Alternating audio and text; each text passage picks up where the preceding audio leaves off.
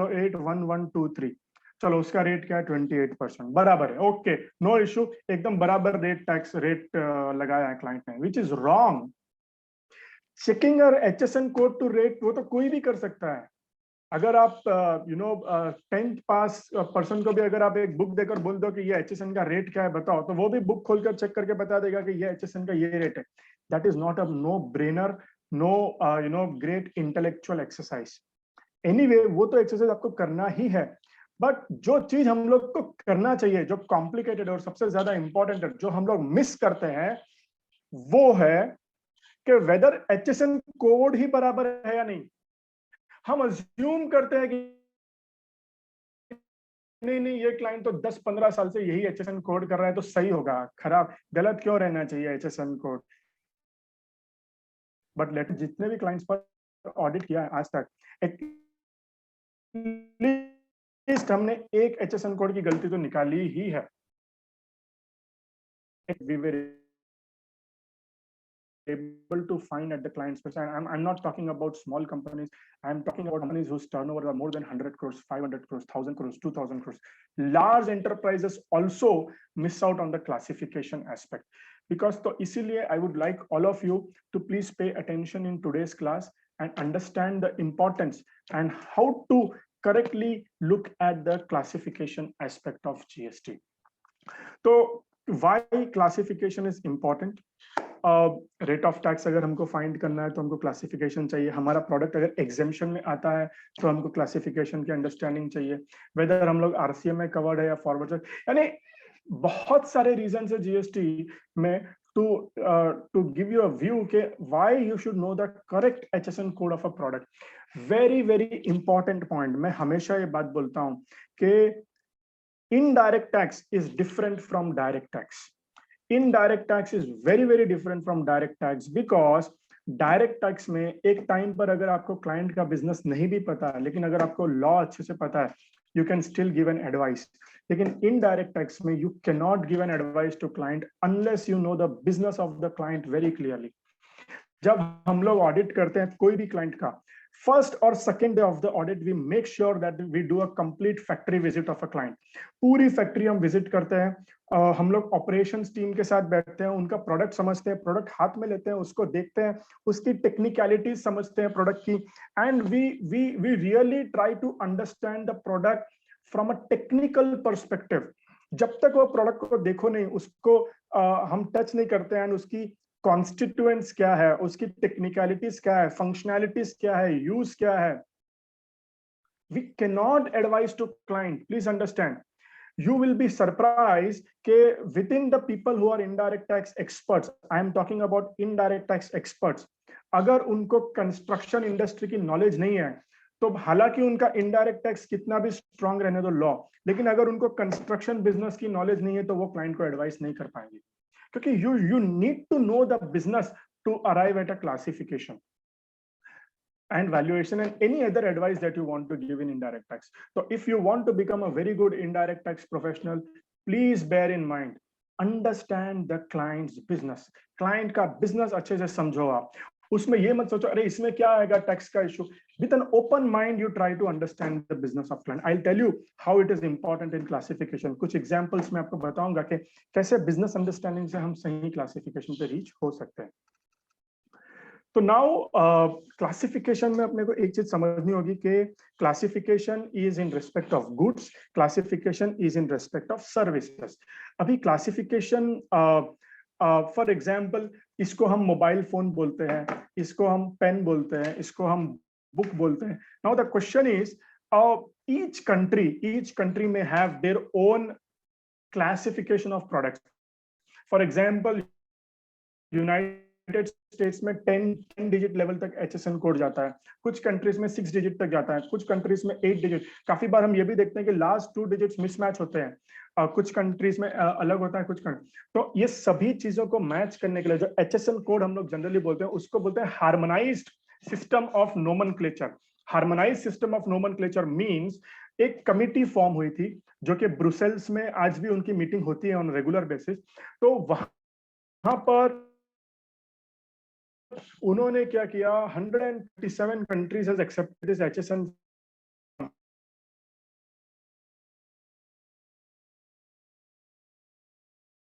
They have told world wide हम लोग हर एक प्रोडक्ट को एक कोड देंगे टू अंडरस्टैंड, यानी पूरे वर्ल्ड में इसको हार्मोनाइज कर दिया, इसीलिए इसको हार्मोनाइज सिस्टम ऑफ नोमेनक्लेचर बोला जाता है, HSN कोड। अभी जीएसटी लॉ में अगर आपने देखा है तो एक होता है नोटिफिकेशन। बहुत बड़ी गलती ये करते हैं कि हम सिर्फ notification number 1 rate of tax देखकर क्लाइंट को एडवाइस देते हैं, which is wrong. Customs tariff, GST law ने कस्टम्स टैरिफ को रेफर किया है और उन्होंने बोला है कि आपको कस्टम्स टैरिफ, हमको कस्टम्स टैरिफ देखना पड़ेगा और रेट आइडेंटिफाई करने के लिए हमें नोटिफिकेशन नंबर 1 देखना पड़ेगा। मैं छोटा सा डेमोन्स्ट्रेशन आपको देना है, because unless I give you the demonstration you will not be able to understand. 1 minute, तो I will just share my screen and let just guide me if you are facing any problem in this demonstration. So I have gone into this CBIC website. I hope you are all able to see the CBIC website on my screen. Can you see the CBIC website on my screen? Okay, excellent, excellent. तो अभी आप देखिए GST law में पहले मैं आपको एक notification बताता हूँ। Now let me just explain you the notification. तो ये है नोटिफिकेशन नंबर 1, ठीक है ना, ये है। तो नोटिफिकेशन नंबर 1 में क्या दिया, सिर्फ rate of tax 0 to 04, 0 to 05 में जाएगा तो 2.5% रेट लगेगा। तो क्या क्या प्रोडक्ट्स 2.5% 1 में है, ये आपके शेड्यूल 1 में रहेंगे, इधर शेड्यूल 1, करेक्ट। तो इधर सिर्फ कोड दिया है और ब्रॉडली वो कोड का डिस्क्रिप्शन दिया है, very very broad description of the code. This is not the Bible. हम लोग एक बहुत बड़ी गलती ये करते हैं कि हम सिर्फ ये नोटिफिकेशन नंबर 1 देखते हैं और क्लाइंट को एडवाइस करते हैं, this is wrong. Notification number 1 में आपको सिर्फ एक ब्रॉड हेडिंग पता चलेगी, आपको डिटेल हेडिंग पता नहीं चलेगी यहाँ पर। तो जैसे ये पूरे प्रोडक्ट्स है जो 5% में है, फिर अगर आप नीचे आ जाओ तो फिर आपको 12% के प्रोडक्ट्स इस नोटिफिकेशन में government, 1 minute, now if you can you see now here. तो अभी ये जो प्रोडक्ट्स है ये पूरे 12% है, 6% में 6% CGST एंड 6% SGST। बट ये जो है ये डिटेल्ड नोटिफिकेशन नहीं है। To arrive at a correct classification आपको ये तो देखना ही है, इसके साथ में आपको यहाँ पर आना है, GST CBIC की वेबसाइट पर आना है। Is my audio fine? You need to come to the CBIC website. You need to go to the customs tab. Please understand, customs tab, and you need to come to the tariff. Can you see the term tariff here? तो आपको tariff में जाना है, ठीक है ना। तो आप tariff में अगर आओगे तो यहाँ पर आप देखोगे customs tariff act, general rules of interpretation। ये बहुत इंपॉर्टेंट रूल्स है इंटरप्रिटेशन के, जहां पर आप अटक जाते हैं क्लासिफिकेशन को लेकर, तो आपको ये रूल्स को रेफर करना है, प्लीज अंडरस्टैंड। अभी आप यहां पर देखिए कितनी डिटेल वैरायटी में लिखा हुआ है। तो जैसे आप इसमें एक इंपॉर्टेंट चीज आप नोट कीजिए कि एकदम बेसिक प्रोडक्ट से ये शुरू होता है और एकदम हाईटेक लेवल तक जाता है। तो first it starts with the basic products and then it goes to the hitech level. For example starting में लाइव एनिमल्स, फिर आपके meat and edible meat offal, फिर आपके कुछ फूड प्रोडक्ट्स जो एनिमल रिलेटेड प्रोडक्ट्स है वो स्टार्टिंग के 5 चैप्टर में। तो इसको बोलते हैं सेक्शन नोट। सेक्शन नोट का मतलब है इन्होंने पूरी की पूरी टैरिफ को कुछ सेक्शंस में डिवाइड कर दिया है। फॉर एग्जांपल पूरे एनिमल रिलेटेड प्रोडक्ट्स आपको सेक्शन 1 में मिलेंगे, पूरे वेजिटेबल रिलेटेड प्रोडक्ट्स आपको सेक्शन 2 में मिलेंगे, पूरे एनिमल और वेजिटेबल फैट एंड ऑयल्स आपको सेक्शन 3 में मिलेंगे। जो भी फूड है, food beverages, spirits, vinegar, tobacco, ये सभी आपको सेक्शन 4 में मिलेगा। मिनरल प्रोडक्ट्स जो है यानी salt, mineral fuels, bituminous substances, ये सभी आपको सेक्शन 5 में मिलेंगे। केमिकल प्रोडक्ट्स और आपके जितने भी फार्मास्टिकल फार्मा रिलेटेड जो प्रोडक्ट्स होते हैं और जो भी केमिकल रिलेटेड प्रोडक्ट्स होते हैं वो सभी आपको सेक्शन 6 में मिलेंगे। प्लास्टिक और रबर आपका सेक्शन 7 में रहेगा। जो आपके लेदर रिलेटेड प्रोडक्ट है और जो भी एनिमल रिलेटेड जो स्किन्स रिलेटेड जो निकलते हैं ये सभी आपको सेक्शन 8 में मिलेगा। Wooden products will be in section 9।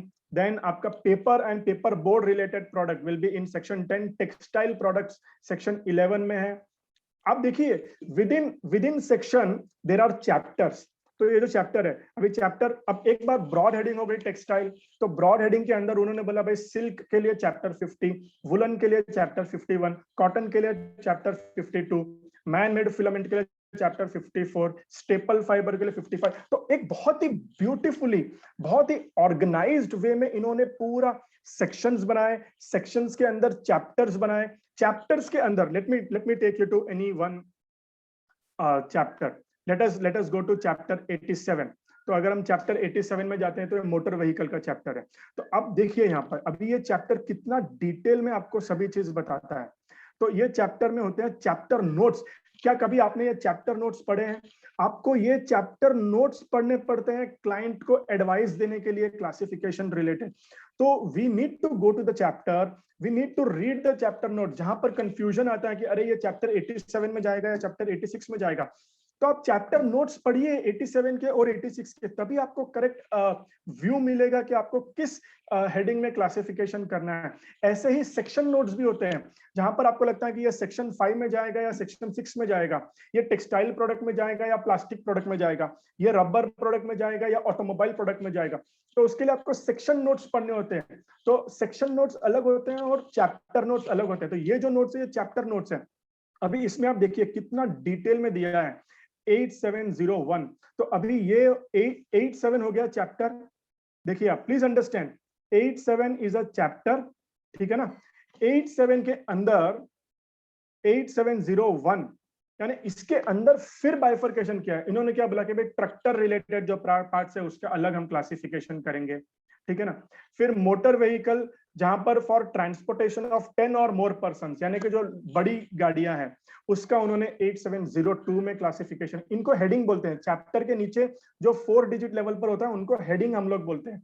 Then अगर आप 8703 में जाओगे तो आपको मोटर कार्स, यानी जो कार्स या अदर मोटर व्हीकल जो लेस देन 10 सीटिंग कैपेसिटी है वो 8703 में आ जाएंगी। वैसे आप नीचे जाओगे 8704, you will find motor vehicle for transportation of goods, यानी आपकी जो ट्रक्स, लॉरीज, टेम्पोज, जहां पर आप गुड्स ट्रांसफर। तो आप देखिए क्या ब्यूटीफुली इन्होंने हेडिंग्स बनाई है। Tractors, heavy vehicles, light vehicles, goods related vehicles, motorcycles का इन्होंने अलग बनाया। फिर मोटर व्हीकल के पार्ट्स एंड कंपोनेंट्स का अलग है। तो ये जो 4 डिजिट लेवल पर होता है इसको बोलते हैं हेडिंग, और जो फिर 6 डिजिट लेवल पर होता है उसको बोलते हैं सब हेडिंग। तो जो 4 डिजिट है उसके अंदर और वो 6 डिजिट लेवल पर क्लासिफाई करते हैं, और उसके अंदर 8 डिजिट लेवल पर क्लासिफिकेशन होता है। जो 8 डिजिट लेवल पर जो क्लासिफिकेशन उसको बोलते हैं टैरिफ आइटम, टैरिफ आइटम। तो please understand, section, chapter, section is a broad breakup, chapter is little specific breakup। फिर चैप्टर के अंदर होती है 4 डिजिट लेवल पर हेडिंग्स, फिर हेडिंग्स के अंदर होती है 6 डिजिट लेवल पर सब हेडिंग्स, और सब हेडिंग के अंदर होती है 8 डिजिट लेवल पर tariff item.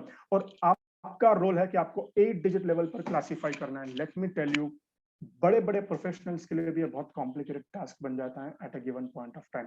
People will charge 2 lakh, 3 lakh, 4 lakh rupees for one classification. That is the value of our advice on classification. तो आई होप नाउ आपका क्वेश्चन आएंगे, सर हम ये कस्टम्स टैरिफ में क्यों जाना चाहिए? ये तो जीएसटी एक्ट है, why you are going into customs, where it is written that you must go into the customs. तो प्लीज अंडरस्टैंड, ये नोटिफिकेशन नंबर 1 है, ये जीएसटी का नोटिफिकेशन है। Now I will take you to the last para of this notification. तो if you come to the last para of this notification, तो यहां पर क्या बोलता है, please see this. It says tariff item, subheading, heading and chapter shall mean respectively a tariff item, subheading, heading and chapter as specified in the first schedule to the customs tariff act। तो GST की notification ही मुझे customs की तरफ लेके जाती है। The rules for interpretation of first schedule of the customs tariff act and explanatory notes of the first schedule shall so far as may be applied to the interpretation of this notification। Now let me tell you one more thing। ये यहाँ पर जितना description दिया है वो भी detail में नहीं है, ये बहुत ही I would say it is at a good detail level but not at a very good detail level. तो आप बोलोगे सर यहाँ पर भी अगर हमारा प्रॉब्लम सॉल्व नहीं होता है, then is there any other way जिससे हम क्लासिफिकेशन का प्रॉब्लम सॉल्व कर सकते हैं? एक बुक आती है, I just kept this book next to me. This book is called, if you can see on the name, World Customs Organization. Can you see it? World Customs Organization. Now this book is not made in India. It is made by the World Customs Organization. Can you see World Customs Organization? This book, we need to import it from outside India. This is prepared in Brussels, and 5 books will come. जहां पर एक एक entry का 3-3, 4-4, 5-5 page में detail technical write up होता है कि उसमें क्या आना चाहिए, क्योंकि एक प्रोडक्ट को डिफाइन करना, उसकी टेक्निकलिटीज में जाना, उसके फंक्शंस में जाना is not easy.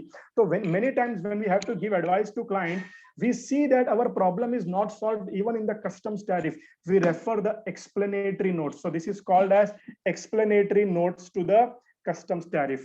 Now at this level you need to go. So what is the correct way to classify a product? First way, आपको पहले क्या करना है, क्लासिफिकेशन अगर करना है प्रोडक्ट का, तो पहले आप क्या करोगे, जीएसटी की टैरिफ में जाओगे. जीएसटी में जाकर आप मोटा मोटी ब्रॉडली आप समझोगे कि भाई इसका हेडिंग क्या है, क्या रेट है, ठीक है. फिर आप क्या करोगे, you will go to the customs. Customs में जाकर आप उसका बराबर जो करेक्ट हेडिंग है उसमें क्या डिस्क्रिप्शन दिया, चैप्टर नोट्स में क्या बोला है, सेक्शन नोट्स में क्या बोला है, वो आप समझोगे और उसका डिटेल डिस्क्रिप्शन पढ़ोगे. अगर वहां पर भी आपकी प्रॉब्लम सॉल्व नहीं हो रही है, then you need to refer this. And यहाँ पर भी आपकी प्रॉब्लम सॉल्व नहीं हो रही है, आपको कंफ्यूजन हो रहा है, तो आपको केस लॉस और जजमेंट्स का सपोर्ट लेना होगा. वहां पर भी आपकी प्रॉब्लम सॉल्व नहीं हो रही है, आपको कहीं ना कहीं टेक्निकल प्रोडक्ट क्लासिफिकेशन, तो आपको एक्सपर्ट का ओपिनियन लेना पड़ेगा. जैसे फॉर एग्जांपल केमिकल्स, तो आपको नहीं पता कि केमिकल कौन सी वे, तो you should take opinion of a chemical engineer. आपको सिविल इंजीनियरिंग नहीं पता है, तो you should take an opinion of a civil engineer.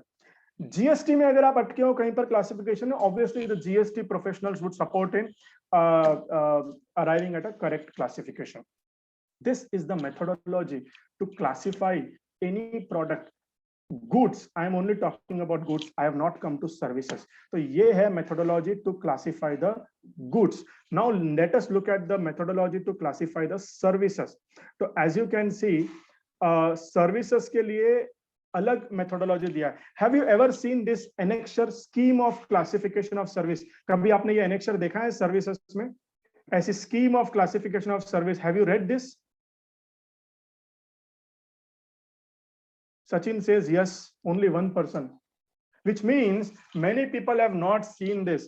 हम क्या करते हैं, हम सिर्फ we only look at the rate notification.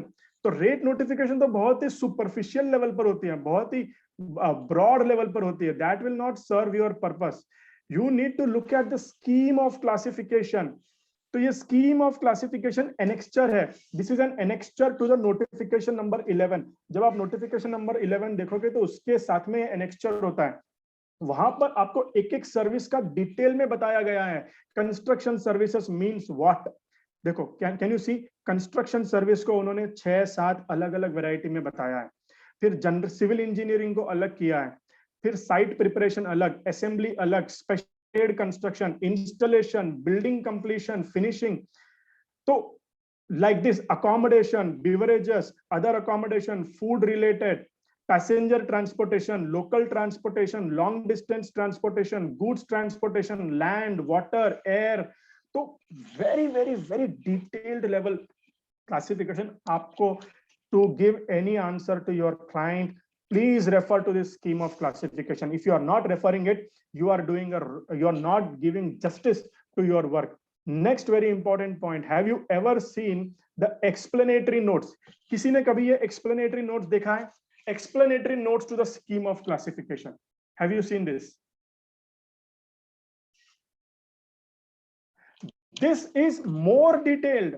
This is more detailed than the scheme of classification. जैसे मैंने ये book बताई है for goods, this is the same book for services. Luckily this is available in the soft copy. तो इसमें अगर आप देखो इन्होंने कहां से निकाला है, first para, can you read? The scheme of classifications of services adopted for the GST is modified version of the United Nations Central Product product classification, तो एक कमिटी है, United nation central product classification, at a global level ये लोग ऐसी classification recommend करते हैं countries को, और इंडिया ने उसको एज इट इज अडॉप्ट नहीं किया है, सम मॉडिफाइड वर्जन, तो कुछ मॉडिफिकेशन अपनी कंट्री के हिसाब से उन्होंने करके इसको अडॉप्ट किया। यहाँ पर उसी का एक एक एंट्री का आपको एक्सप्लेनेशन बताएगा। जैसे कंस्ट्रक्शन, वहां पर हमने क्या दिखाया था, सिर्फ कंस्ट्रक्शन के 6-7 उन्होंने ब्रेकअप कर दिए थे। यहां पर उन्होंने क्या किया है, वो 6-7 ब्रेकअप का भी डिटेल में बताया कि general means what, can you see, this code includes, this code includes, this code does not include. तो एक एक चीज का आपको एकदम डिटेल में उन्होंने बताया। देखिए, can you see, general construction non residential means what, building means what, civil engineering means what, highway, street, road means what. So you need to look at the rate notification, you need to look at the scheme of classification, you need to look at the explanatory notes, after that you need to look at the judgments, after that you need to look at some any expert opinion or something like that. But never ever go by WhatsApp and Google. I really get irritated when I see people using Google for identifying the classification. That is the most, I would say it is an unprofessional way of doing work. So I hope that ये demonstration से I'll be easily able to explain rather than running you all through the PPT. I hope,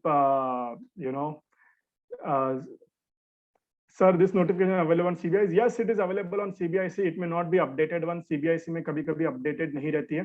Scheme of classification explanatory notes updated है, but जो rate notification है वो एक बार 6 महीने में एक बार update करते हैं. You can look at कुछ public websites है जैसे Tax India, Online Tax Management India, जहाँ पर आपको updated notifications मिल जाते हैं. ठीक है? तो now let me go back to the PPT. So now I will not repeat what is there in PPT. Sir, will you be able to give link of all these things in your PPT? Sure, I will do that. ठीक है. Then I need to change little bit, but I will do that. तो ये सभी चीजें मैं आपको explain, it is there here. GST law में क्या level पर हमको classification करना है? We need to classify at a 6-digit level. 1 April से ये implement हो गया. अगर किसी का turnover 5 crore के ऊपर है, तो 6-digit level पर हमको classification करना पड़ेगा. ये सभी चीजें जो पीपीटी में लिखी हुई है, which I already demonstrated to you. तो this is the methodology that we need to follow. Schedule 3 हमको देखना होता है, Schedule 2 हमको देखना होता है कि whether it is a goods or whether it is a service. हमने broadly composite supply, mixed supply का principle, which I already explained you. That also we need to section note, chapter note, explanatory notes, judgments, advance rulings अगर कुछ आई है in this matter. Non-statutory principles. Now let me give you some insights here. अभी कुछ ऐसे भी principles है जो कहीं पर defined नहीं है, but ये non-statutory है, generally accepted principles है. ये क्या है sir? What is non-statutory principles? तो ये जो principles है, ये judgments से arrive हुए हैं. तो अब मैं आपको 4 principles बताऊंगा, ऐसे काफी सारे principles हैं, but let me explain you 4 principles. एक है trade parlance theory, या फिर इसको बोलते हैं कॉमन पैरेलेंस थियरी ऑल्सो, जहां पर कोर्ट ये बोलते हैं कि हमको प्रोडक्ट को उस हिसाब से क्लासिफाई करना चाहिए जैसे मार्केट में ट्रेड में लोग उसको कॉमनली जानते हैं. तो मार्केट में प्रोडक्ट को लोग कॉमनली कैसे जानते हैं वो भी क्लासिफिकेशन के लिए हेल्प करता है. फॉर एग्जाम्पल, आपने एक I would like to ask, Vico turmeric, is it an Ayurvedic cream or is it a cosmetic? Please answer. Vico turmeric, is it an Ayurvedic cream? Is it an Ayurvedic medicine or is it a cosmetic?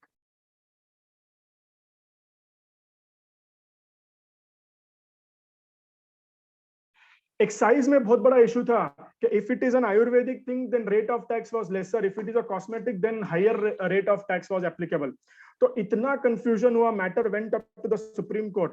Vicco turmeric ने एक advertisement निकाला और उनके product के नीचे लिख दिया N Ayurvedic cream, और इतना वो लेवल तक उन्होंने एडवर्टाइजमेंट को मार्केट किया that today also when I say Vicco turmeric the next word will come Ayurvedic cream.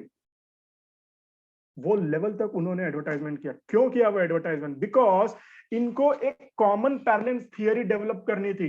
इनको एक कॉमन मैन को ये बताना था कि आपको विको टर्मरिक इसीलिए लेना है बिकॉज ये एक आयुर्वेदिक औषधि, आयुर्वेदिक मेडिसिन है. और they were successful by advertising in that way. In fact, उन्होंने अपना मैन्युफैक्चरिंग प्रोसेस भी थोड़ा बदल दिया था, जहां पर कुछ एक पर्टिकुलर चीज के ऊपर उसको बनाना चाहिए जो एंशिएंट लेवल पर कुछ एक वुडन बर्न्ड वुड पे they need to do something. They changed their manufacturing process also to say that it is an Ayurvedic product, not a cosmetic, and they were successful in that. So the thing is that it is how you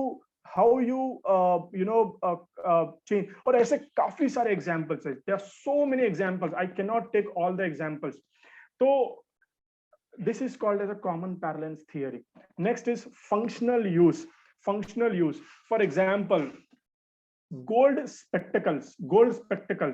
So the question is whether it will go under jewelry or whether it will go under spectacles.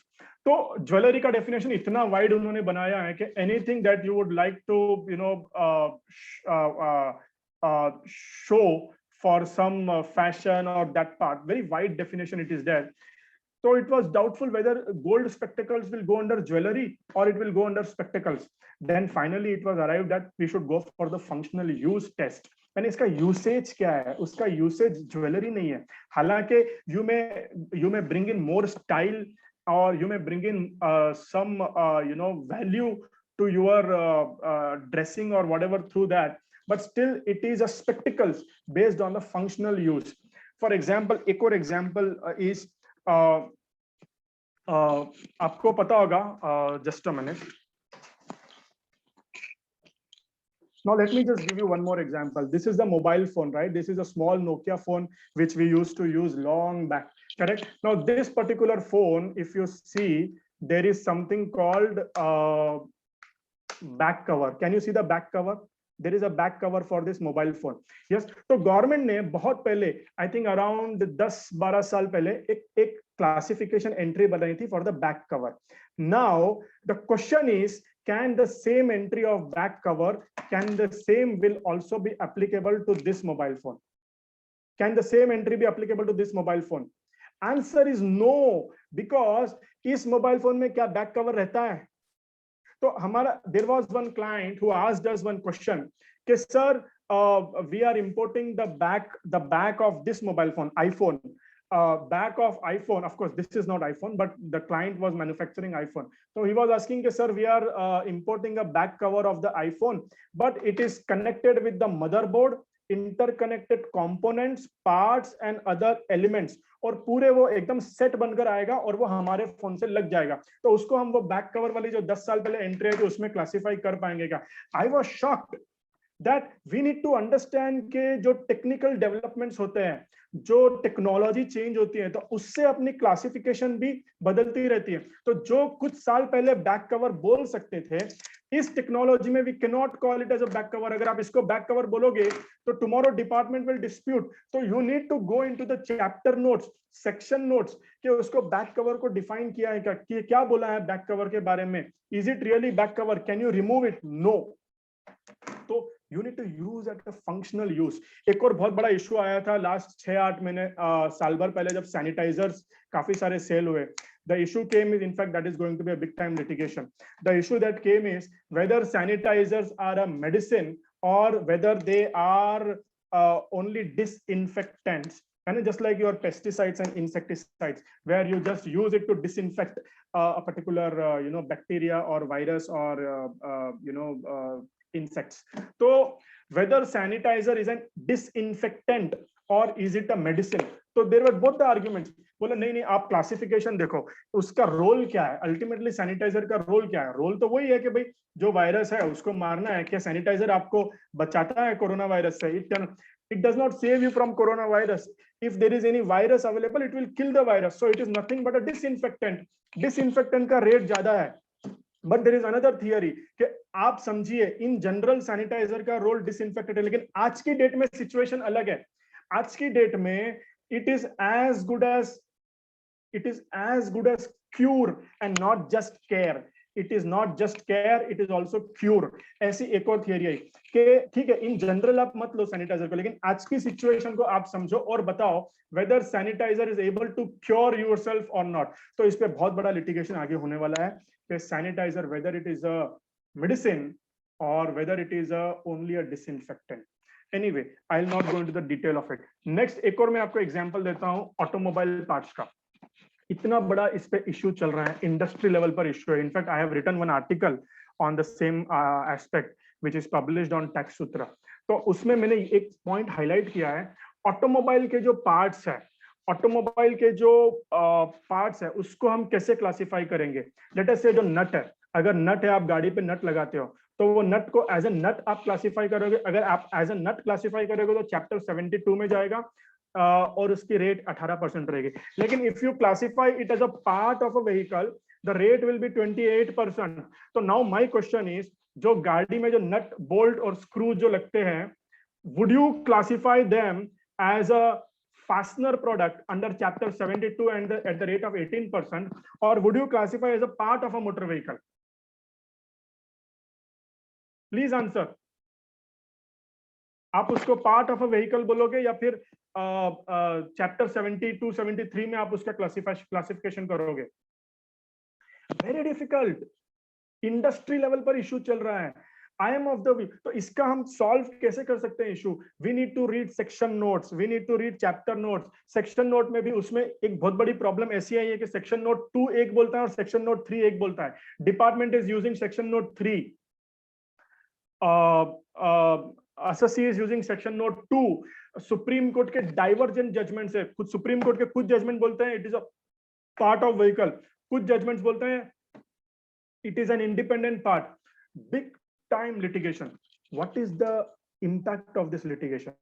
अगर समझ लो मेरी company है जिसका turnover है 100 करोड़ और आज मैं 18% लगा रहा हूं पिछले 3 साल से, 4 साल से, जीएसटी आकर 4 साल हो गए, ठीक है ना, यानी 400 करोड़ हमारा टर्नओवर हो गया, ठीक है। तो 400 करोड़ टर्नओवर पर हमने 18% जीएसटी लगाया। कल के दिन अगर डिपार्टमेंट आकर बोलता है कि सॉरी 18% गलत है, 28% पे करो, तो what is the impact? You just imagine 400 crores into 10%, 18% और 28% का difference कितना है? 10%. 400 crores into 10%, which is 40 crores. I am not counting interest. Interest can be another 10 crores. I'm not counting penalty. Penalty equal amount of tax, which is another 40 crores. 40 crore plus 40 crore plus 10 crores, 90 crores. Do you think the business will survive अगर department will come with a demand of 90 crores?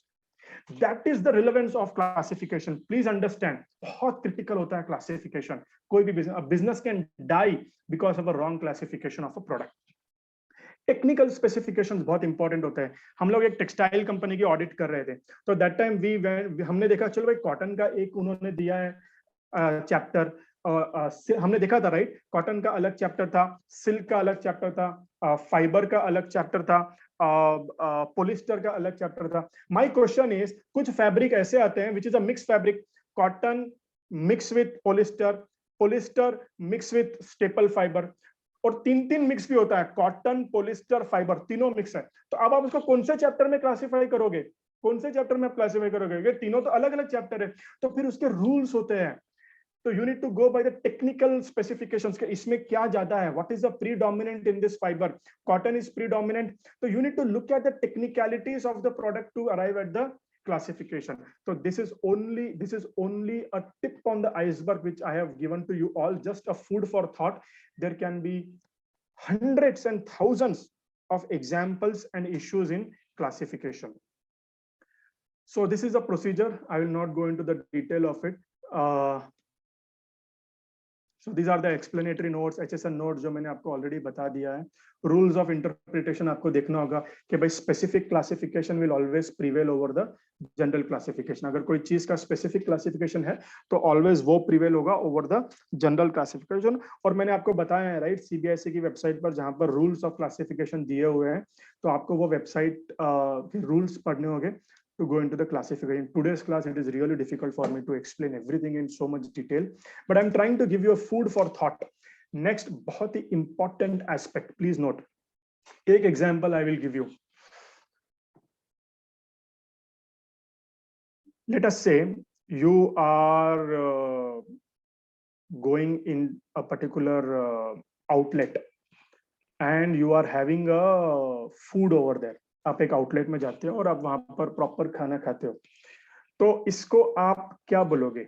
इसको आप cell of food बोलोगे, cell of food बोलोगे, या restaurant service बोलोगे? आप एक hotel में जाते हो और आप प्रॉपर खाना खाते हो, तो उसको आप सेल ऑफ फूड बोलोगे या रेस्टोरेंट सर्विस बोलोगे? सर ये तो क्या सर, बहुत इजी क्वेश्चन आपने पूछ लिया है। This is a restaurant service, बहुत क्लियर है, उन्होंने बोला है शेड्यूल 2 में। ओके, तो let me complicate a bit. You go to a theater, and over there is an outlet outside the cinema theater जहां पर कुछ चिप्स के पैकेट, कुछ कोल्ड ड्रिंक की बोतल और सभी चीज अवेलेबल है। तो आप वो कोल्ड ड्रिंक की बोतल लेते हो या चिप्स का पैकेट लेते हो, अभी it is a sale of food और a restaurant? Cold drink bottle is sealed bottle, आपको वो ऐसे सर्व नहीं कर रहा है। वो आपने पूछा सर वो हमको बॉटल दे दो थम्स अप की, आप वो बॉटल दे दिया आपको थम्स अप की ना। अभी बताइए, is it a sale of food और इज इट अ रेस्टोरेंट? या फिर एक कराची बिस्किट का डब्बा है, आपको कराची बिस्किट का डब्बा दे दिया, is it sale of food और a restaurant? Sale of food. अच्छा चलो, अगर वही आपको कोल्ड ड्रिंक खोलकर एक ग्लास में डाल के दे दिया, कोल्ड ड्रिंक का बॉटल खोलकर एक ग्लास में डाल के दे दिया with ice cubes, now whether it is a service और goods?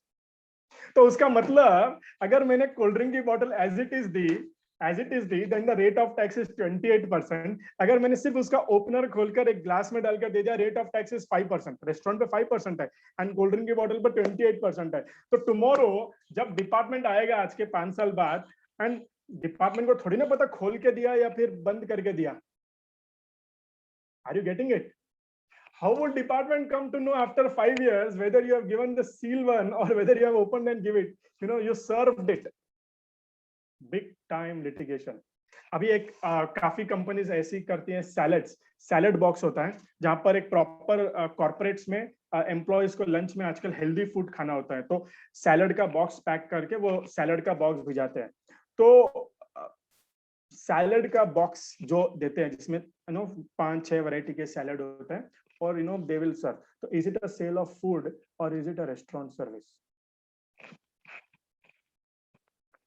Is it a sale of food or it's a restaurant service? Salad का बॉक्स एम्प्लॉयज को कॉर्पोरेट्स में देते हैं। आप रिलायंस फ्रेश में जाते हो, आप रिलायंस फ्रेश में जाकर बिस्किट के पैकेट, चिप्स के पैकेट, ये सब लेते हो, तो is it a sale of food or it's a restaurant service? Are you able to understand the complexity? I hope you are able to understand the complexity, right? बहुत बड़ा litigation पूरी industry में आगे जाकर होने वाला है कि where do you call it as a restaurant, where do you call it as a goods? कुछ लोग क्या कर रहे हैं, अगर हमारी रेस्टोरेंट है, हमारे पास में सीटिंग कैपेसिटी है, लोग आकर बैठकर खाना खा सकते हैं, हमारे पास में सर्विंग कैपेसिटी है, तो भले अगर एक बार रेस्टोरेंट हम लोग डिक्लेयर हो गए तो फिर वो रेस्टोरेंट के अंदर हम कुछ भी बेचे, rate of tax will be 5%। This is one thought process which the people are taking. For example, अगर हमारी एक बेकरी है, बेकरी में हम बिस्किट्स बनाते हैं और सब चीज बनाते हैं और वहां पर हम लोग कुछ थम्स अप वम्स अप सब वो भी सेल करते हैं, खोल के नहीं ऐसे भी देते हैं, तो एक बार अगर वो रेस्टोरेंट के अंदर अगर मैं कुछ भी दे रहा हूं, रेस्टोरेंट के अंदर अगर मैं कुछ भी दे रहा हूं तो रेट 5% ही रहेगा, is one thought process.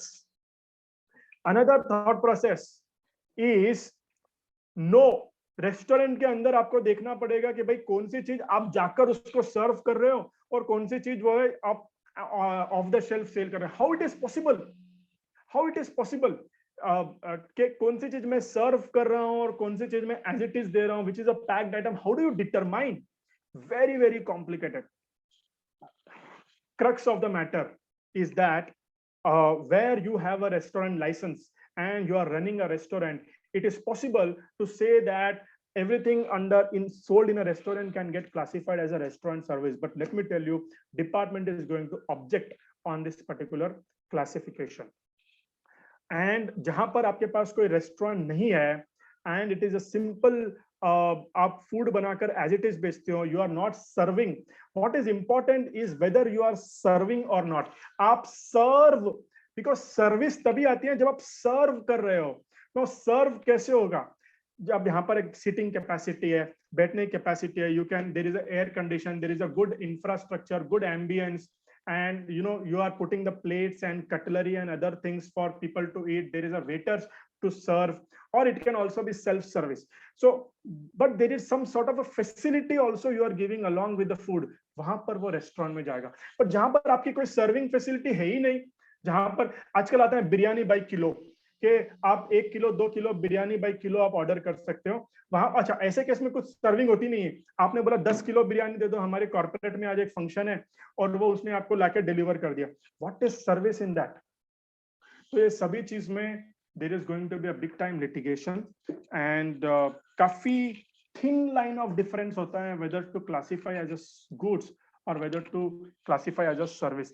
Self service भी अगर है तो हमको समझना चाहिए कि self service is only for serving the food, but other than that there is some ambience, there is some sitting capacity, facility, there is some plates and other things which are given. That is also nothing but a serving of the food. Okay. Now, this is about the classification. I just wanted to give you a broad idea and thought process about the classification aspect. Now, let us go into the valuation aspect. Valuation का क्या relevance होता है? अगर आपको GST pay करना है, now it is important for you to know at what value I need to pay GST. किस value पर मुझे GST pay करना है? ये बहुत ही relevant और बहुत ही important aspect है for in the GST law.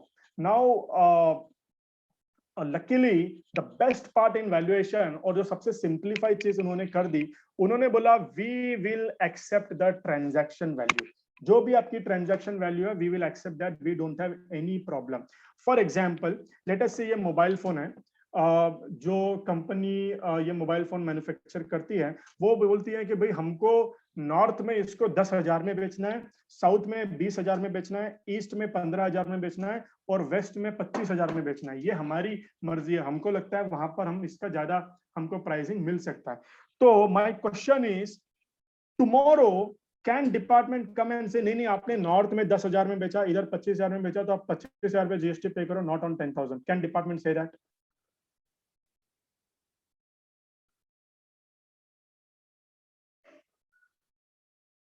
Or can I say कि my competitor is selling the same mobile phone at 50,000 rupees, और आप 10,000 में बेच रहे हो, आपका कॉम्पिटिटर 15,000 में बेच रहा है, तो आप भी 50,000 पे आपके कॉम्पिटिटर का जो प्राइस है वो प्राइस पर जीएसटी भरो? Answer is no. in GST law, the best part is उन्होंने बोला है कि valuation must be the transaction value. Transaction value means जो वैल्यू पर आपने अपने कस्टमर को बेचा है, हम वही वैल्यू एक्सेप्ट कर लेंगे. हम आपकी वैल्यू क्वेश्चन नहीं करेंगे, हम आपकी वैल्यू डिस्प्यूट नहीं करेंगे. You are the businessman, you know the value of your product well. No businessman would try to under value and under sell the products. इसीलिए जो भी वैल्यू में आप बेचोगे हमको एक्सेप्टेड है, आप उसी वैल्यू पे जीएसटी भरो. ये एक बहुत ही सिंपल रूल और सिंपल फंडा डिपार्टमेंट ने निकाला है, which I think is a good thing what they have done in the GST law. क्योंकि एक्साइज में कुछ एमआरपी प्रोविजन है जहां पर वो बोलते थे कि हालांकि आपकी ट्रांजैक्शन वैल्यू कुछ है लेकिन आप एमआरपी पे भरो. तो ये सभी चीजें जो एमआरपी रिलेटेड चीजें हैं ये डिपार्टमेंट ने नहीं लाया है. Luckily, in GST, the valuation is a transaction value. Let us say to customer A, you are selling at 50,000 rupees. Customer B, you are selling at 45,000. Customer C, you are selling at 40,000. तो customer A पे आप 50,000 पे GST भरो, same product. Customer B आप 45,000 पे GST भरो और customer C आप 40,000 पे GST भरो. तो same product पर अलग-अलग GST पर collect होगा on the transaction value. ठीक है ना?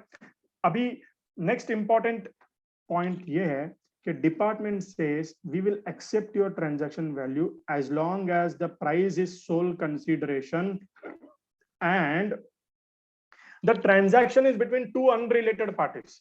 तो related party की जब बात आती है उनको भरोसा उठ जाता है. वो बोलते हैं कि नहीं, रिलेटेड पार्टी में तो मिस्टर ए मिस्टर बी को जानते हैं, वो बोलेंगे अरे ये 50,000 का है, लेकिन ठीक है 50,000 पे जीएसटी कौन भरेगा, हम 5,000 में आपको बेचते हैं, आप 5,000 पे हमको जीएसटी दे दो and we will take advantage of GST out of this. Now we need to understand this practices are not acceptable. तो डिपार्टमेंट क्या बोलती है, जहां पर भी आप अपने रिलेटेड पार्टी के साथ ट्रांजैक्शन करते हो, we will not accept the transaction value. You need to do the value as per the valuation rules. वो valuation rules क्या है हम थोड़ा लेट समझेंगे. But for the time being, you please understand कि अगर आप रिलेटेड पार्टी के साथ ट्रांजैक्शन करते हो तो ट्रांजैक्शन वैल्यू एक्सेप्ट नहीं होगा, लेकिन आप अनरिलेटेड पार्टी के साथ ट्रांजैक्शन करते हो तो आपकी ट्रांजैक्शन वैल्यू एक्सेप्टेड रहेगी। नाउ एक और इंपॉर्टेंट कॉन्सेप्ट है, price is the sole consideration. यानी आप जो प्रोडक्ट बेच रहे हो और उसका जो आपको प्राइस मिला है सिर्फ वही सोल कंसीडरेशन होना चाहिए, उसके अलावा अगर आपको कुछ भी नहीं मिलना चाहिए। अगर उसके अलावा और कुछ मिला आपको तो आपकी वैल्यू जो है वो एक्सेप्टेबल नहीं रहेगी, आपको ओपन मार्केट वैल्यू में वैल्यूएशन करना पड़ेगा, ओपन मार्केट वैल्यू में।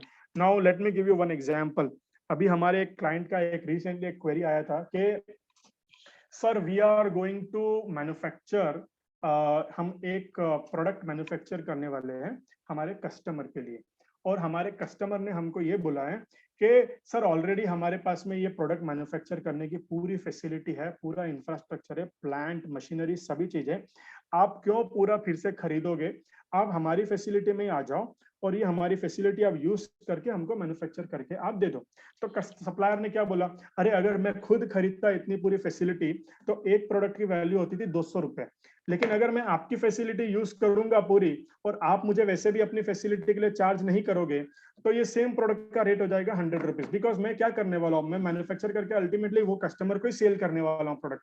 तो डील ऐसी हुई कि एक काम करते हैं, ये जितनी भी फैसिलिटी है हम आपको दे देते हैं, आप ये फैसिलिटी यूज करो और आप हमको 100 रुपीज में दे दो प्रोडक्ट, ठीक है ना। क्योंकि अगर आप ये पूरी फैसिलिटी बनाओगे खरीदोगे तो इतना आपका खर्चा होगा और प्रोडक्ट का प्राइस अननेसेसरली बढ़ जाएगा, 200 रुपये हो जाएगा, तो 100 रुपीज में दे दो। तो क्लाइंट का क्वेश्चन आया कि सर ये हम ऐसे डील कर रहे हैं तो 100 रुपीज पर ही हमको जीएसटी लगाना चाहिए या फिर कुछ प्रॉब्लम होगा। आंसर हमने दिया, प्रॉब्लम होगा।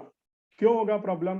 क्योंकि not related person, please understand, यहाँ पर जो दो पार्टीज में बोल रहा हूँ रिलेटेड नहीं है, अनरिलेटेड पार्टीज है, लेकिन फिर भी ट्रांजैक्शन वैल्यू एक्सेप्ट नहीं होगा because price is not the sole consideration. जो 100 रुपीज मिल रहा है सिर्फ वो एक ही चीज नहीं मिल रही है उनको, इन रिटर्न उनको एक और चीज मिल रही है। वो क्या है एक और चीज? पूरी इंफ्रास्ट्रक्चर, पूरी फैसिलिटी उनको मिल रही है। तो when the price is not the sole consideration you can not use the transaction value. यानी आपको, तो इसीलिए हमको देखना होता है हमारे बिजनेस में, क्लाइंट के बिजनेस में अपने को समझना होता है कि इनको कस्टमर से सिर्फ पैसा मिल रहा है या और कुछ इनडायरेक्ट बेनिफिट, इनडायरेक्ट फायदा, इनडायरेक्ट एडवांटेज मिल रहा है। अगर वो मिल रहा है तो अपने को ये चीज कस्टमर को बतानी होगी कि जीएसटी में इश्यू होगा। ये चीज आपको balance sheet, profit and loss account, financial statement में नहीं मिलती है। दैट्स व्हाई आई से जब हम ऑडिट करते हैं तो सिर्फ बैलेंस शीट को नहीं देखना, क्लाइंट के साथ बैठो, उनके साथ बात करो, उनका बिजनेस समझो। जब तक आप उनका बिजनेस नहीं समझोगे आपको ऐसी निटिग्रिटीज, इनसाइड इंफॉर्मेशन आपको नहीं पता चलेगी by looking at the books of accounts and ledgers and balance sheet. Let me tell you one landmark issue. Supreme court का जजमेंट था फिएट के केस में। तो फिएट ने क्या किया था, उनकी जो गाड़ियां थी यार, बहुत बड़ा, बहुत कॉम्प्लिकेटेड इशू था ऑटोमोबाइल इंडस्ट्री के लिए। फिएट, उनकी गाड़ी का एक्चुअल सेल प्राइस होना चाहिए था 5 लाख रुपया, लेकिन उन्होंने क्या किया, उस गाड़ी का सेल प्राइस रखा 4 लाख रुपया। तो डिपार्टमेंट बोला कि ये 4 लाख रुपया गलत है, आपको एक्साइज ड्यूटी 5 लाख रुपए में पे करने होगा। फिएट बोला अरे ये क्यों, एक्साइज ड्यूटी भी ट्रांजैक्शन वैल्यू पर है और हम तो 4 लाख पे बेच रहे हैं गाड़ी, तो आप क्यों एक्साइज ड्यूटी 5 लाख में मांग रहे हो? तो डिपार्टमेंट ने बोला आप 4 लाख में इसीलिए बेच रहे हो क्योंकि आप जब 4 लाख में बेचोगे तो आपको और ज्यादा कस्टमर मिलेंगे। आप अपने प्रोडक्ट को लॉस में बेचकर आप मार्केट में पेनिट्रेशन कर रहे हो, trying to penetrate the market. इसका आपको आगे जाकर ऐसा एडवांटेज मिलेगा कि आपका कस्टमर बेस बहुत स्ट्रांग हो जाएगा, बहुत बड़ा हो जाएगा और फिर आप वो मनी रिकवर करोगे उनसे बाद में। तो you are getting an indirect benefit of penetrating into the market and the price is not the sole consideration because you are getting your market penetration and you should pay excise duty on 5 lakh rupees. This judgment has shaken the entire industry. If you ask me, I don't accept the theory of this judgment with due respect to the Honorable Supreme Court, but I am only trying to tell you, आ सकते हैं valuation में, GST में। तो now the question is sir, आपने related party तो बोल दिया, what is the meaning of related party? बहुत वाइड उन्होंने रिलेटेड पार्टी का मीनिंग दिया है कि if there is a common director, अगर 25% कंट्रोल्ड अगर एंटिटी है, employer employee is related party, whether control is direct control और इवन इनडायरेक्ट कंट्रोल। तो काफी वाइड रिलेटेड पार्टीज का डेफिनेशन है, which is given under you know I think section 15 of the CGST act में explanation दिया गया है। तो रिलेटेड पार्टी के केस में जो वैल्यूएशन है that is on a different way, which I will come to it a little later. एक हम डिस्काउंट का कॉन्सेप्ट समझ लेते हैं। अभी डिस्काउंट में क्या होता है, आपका क्वेश्चन आएगा नेक्स्ट के, सर अगर समझ लीजिए कोई प्रोडक्ट 100 रुपीज का है, आपने तो बोल दिया कि वैल्यूएशन जो है ट्रांजैक्शन वैल्यू पर होनी चाहिए, लेकिन I have decided to give a discount of 10 rupees on a product and I will charge only 90 rupees to the customer. I will show the discount on the face of the invoice. Then whether I need to pay GST on 90 rupees after discount price, or whether I need to pay GST on the 100 rupees pre-discount price. Can I get some answers whether GST needs to be paid on 100 rupees or whether GST needs to be paid on 90 rupees? Akshay says 90, Vishnu says 90, Uma says 90.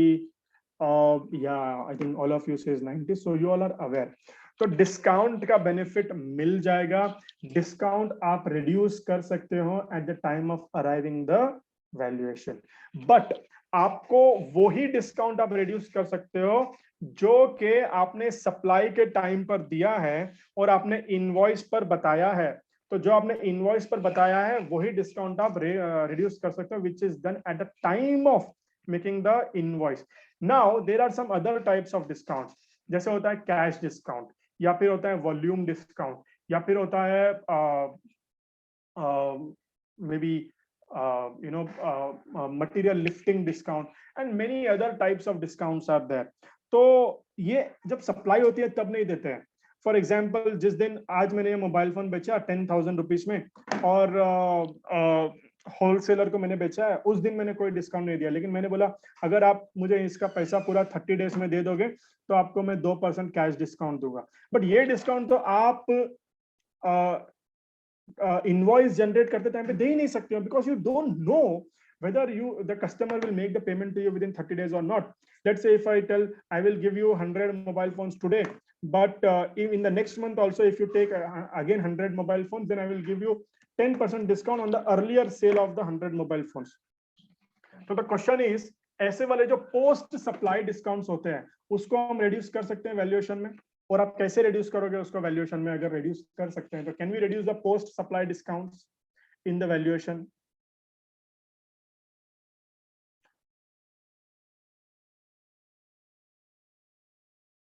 We can reduce. I think lot of people are answering no. Answer is not correct. We can reduce the post supply discount also from the valuation. आपको credit note देनी होगी। अगर आपने 10,000 का invoice already बना दिया तो आपको जो 10% है 1,000 रुपए का नेक्स्ट मंथ में क्रेडिट नोट देना होगा। लेकिन इसके लिए दो कंडीशन है, प्लीज अंडरस्टैंड। दो कंडीशन है। Discount is established in terms of agreement and it is specifically linked to the invoice. तो इसके लिए आपको एग्रीमेंट देखना होगा कि एग्रीमेंट में क्लियरली लिखा हुआ था क्या कि डिस्काउंट देंगे। अगर एग्रीमेंट में लिखा था तो नो प्रॉब्लम, कोई प्रॉब्लम नहीं है। और जो भी डिस्काउंट देते हैं आपको जो ओरिजिनल आपने इनवॉइस रेज किया था उससे आपको लिंक करना है। अगर आप लिंक नहीं कर सकते हो तो इट इज नॉट पॉसिबल, और अगर आप लिंक कर सकते हो तो ग्रेट। लेकिन इसीलिए इट इज इंपॉर्टेंट, जहां भी क्लाइंट क्रेडिट नोट इशू कर रहे हैं ऑन अकाउंट ऑफ डिस्काउंट, क्या हमने चेक किया eight the time of audit agreement, हमने देखा कि भाई एग्रीमेंट में लिखा है या नहीं है। अगर हमने नहीं देखा एग्रीमेंट में, इट इज अ प्रॉब्लम। तो whatever discount that you are giving, please we need to check in case of post supply discount whether it is written in the agreement with that customer and whether it is linked to the invoice. कुछ cases में, अच्छा एक और condition उन्होंने बोली है कि customer को आईटीसी रिवर्स करना होगा। आपको कैसे पता चलेगा कस्टमर ने आईटीसी रिवर्स किया या नहीं किया? How will you come to know? तो प्रैक्टिकली ये एक बहुत बड़ी प्रॉब्लम होने वाली है कि कस्टमर ने आईटीसी रिवर्स किया या नहीं किया, मुझे कैसे पता चलेगा, है ना? तो अभी मेरे हिसाब से इस पर्टिकुलर पॉइंट को लेकर they should not come to supplier, they should go to the recipient. Recipient ने अगर आईटीसी रिवर्स नहीं किया डिस्काउंट में, आपने 2M में बता दिया, आपका रोल खत्म हो गया। रिसिपिएंट ने अगर आईटीसी रिवर्स नहीं किया तो then they can not catch supplier, they need to go to the recipient. Now here एक इंपॉर्टेंट चीज आपको समझनी होगी कि काफी सारी ऑटोमोबाइल इंडस्ट्रीज और बड़ी बड़ी मैन्युफैक्चरिंग कंपनीज ने क्या किया है कि उन्होंने बोला है कि हमको ये नहीं पता कस्टमर ने आईटीसी रिवर्स किया है नहीं किया, तो हम फाइनेंशियल क्रेडिट नोट देंगे। Financial credit note means we will not reduce the discount और हम कस्टमर को भी फुल इनपुट टैक्स क्रेडिट लेने देंगे। तो financial credit note is also an acceptable norm and I hope there should not be any litigation, but there is one advance ruling I think in case of MRF tires, jahan par they told that in case of a financial credit note the customer needs to reverse the input tax credit. I don't agree with that advance ruling, but anyway financial credit note mein ek issue aisa aa sakta hai jahan par department bol sakta hai ki customer ko ITC reverse karna padega because 1000 rupees की जगह पर आपने पे किया सिर्फ 900 rupees, आपको 100 rupees का discount मिल गया है। So as far as discount is concerned, you need to understand whether it is a pre-supply or it's a post-supply. Post-supply है तो आपको agreement देखना है, invoice से linking देखना है और customer ने ITC reverse किया वो देखना है। और अगर post-supply है और financial credit note है तो you need to only look at it when your client is a purchaser. तो उसमें देखना पड़ता है कि client ने ITC reverse किया है। अगर reverse किया है तो हमको बोलना चाहिए कि गलत reversal है, आप उसका credit ले सकते हो। Correct? So this is all about the discounts. There is some issue about discount which I will talk little later. Next very important aspect which government says that Rajesh bhai has given one update that AAAR of MRF is coming the decision in the favor of assessee. So what I was talking is a AAR, which is a advanced ruling authority. AAAR is appellate authority of advanced ruling, which is in favor. So which is exactly the view which I was just saying that the financial credit note, the reversal is not required in the hands of customer. Next important aspect here is GST. Any tax, if you charge other than GST, you need to add that to the value of the goods. For example, let us say on this mobile, assume for the time being that there is a central sales tax is also applicable. So if this 10,000 mobile, I have charged 2% central sales tax of 200 rupees. And if it is going, then whether GST needs to be paid on 10,000 or 10,200. So government ने ये बोला है कि any fees, duties, taxes other than GST अगर आप कुछ charge करते हैं, supplier charge करता है, तो उस पर भी आपको जीएसटी ऐड करना पड़ेगा अपनी वैल्यूएशन में। तो अगर आपने जीएसटी के अलावा कोई दूसरा टैक्स लगाया तो वो टैक्स आपको ऐड करना और वो टैक्स के ऊपर आपको जीएसटी लगाना है। This is very unfortunate. Cascading effect निकालने के लिए आप जीएसटी लेकर आए थे और जीएसटी में आपने कैस्केडिंग डाल दी है। तो अभी समझ लो आगे जाकर कुछ प्रोडक्ट्स पर वैट भी लगता है, सीएसटी भी लगता है, तो ये सभी कैस्केडिंग अननेसेसरीली ऐड हो गए हैं। For example tobacco products, there is an excise duty and VAT and GST, तो unnecessarily to calculate GST you need to add excise duty and VAT. तो ideally they should not have brought this kind of provision, but they have done, very unfortunate. But इसमें एक चीज अपने को समझनी चाहिए, let me give you one more example. आपने flat बेचा है कस्टमर को जिसमें स्टैम्प ड्यूटी है, तो वेदर ये स्टैम्प ड्यूटी ऐड होगी वैल्यूएशन में for the purpose of calculate, let's say flat is 1 crore and stamp duty is 5 lakh rupees and 1 crore 5 lakhs का complete flat है, तो GST will be applicable on 1 crore or 1 crore 5 lakhs?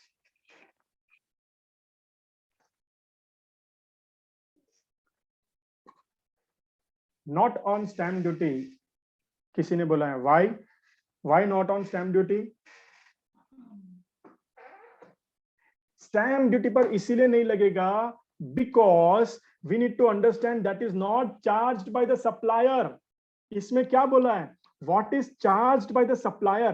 Stamp duty में supplier या जो builder है वो तो सिर्फ फैसिलिटेटर है, वो तो सिर्फ प्योर एजेंट है। that is directly levied by the authority in the name of the end customer.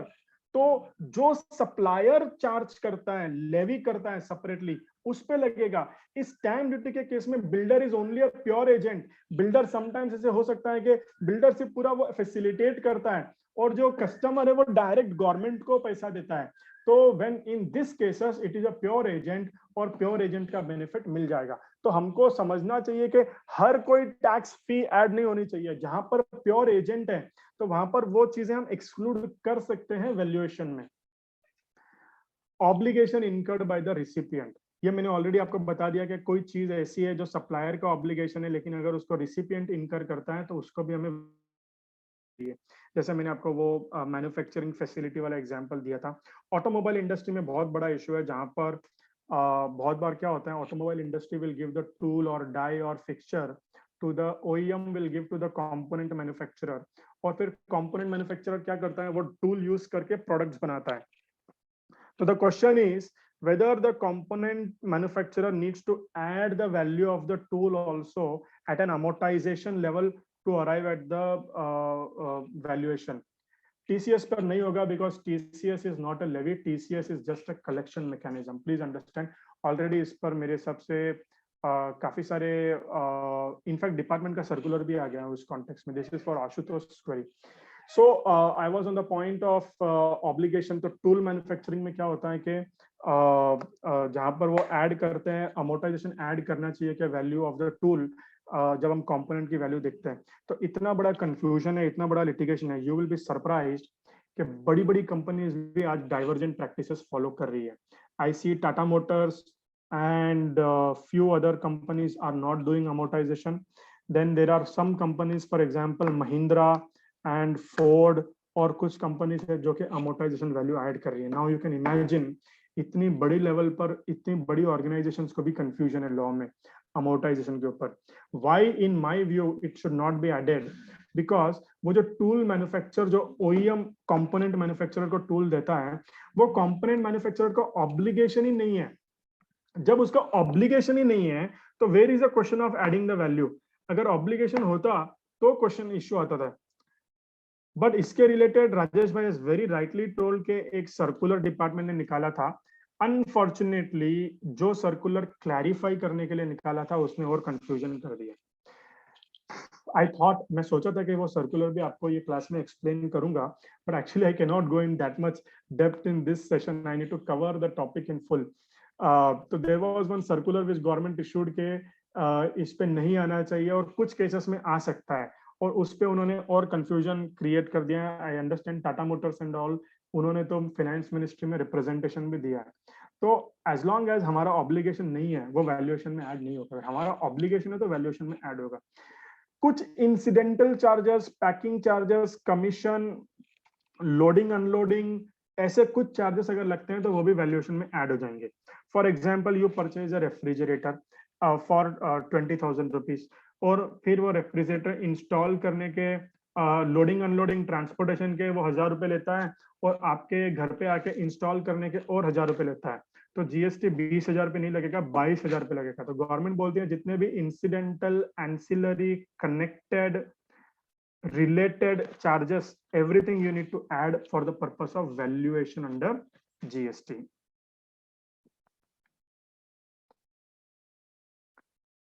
Advance ruling जो है, advance ruling, yes, there is one advanced ruling, and Nash Industries you're talking now, that is Telangana, but after that also what Karnataka advanced ruling or Maharashtra advanced ruling, all advanced rulings are in favor of SSC. I don't know how advanced ruling authority has been issued this decision, because when there is a very specific notification in this regard,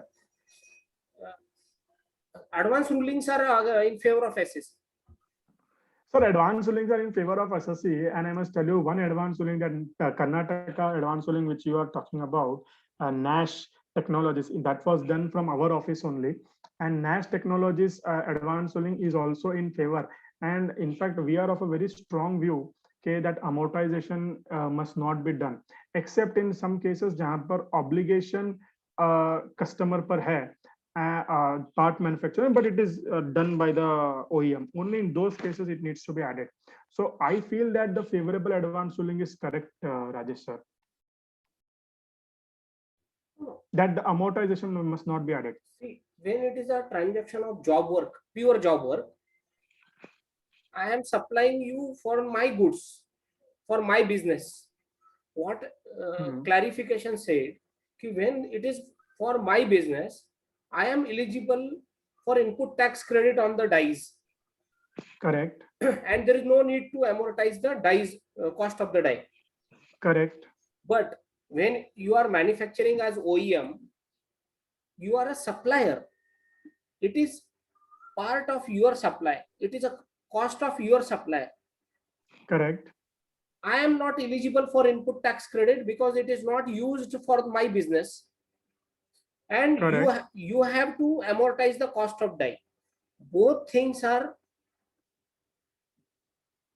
contradictory or you can say not contradictory. It is lost to the SSE. It is coming in that circular, na, Rajesh sir, what Yes, you're yes, talking yes, about? yes, yes. 47. Correct. Yeah. 47. Correct, correct. That is what I told. That circular, instead of clarifying the matter, circular has further confused the matter. और उन्होंने exactly यही चीज बोली है. You have rightly pointed.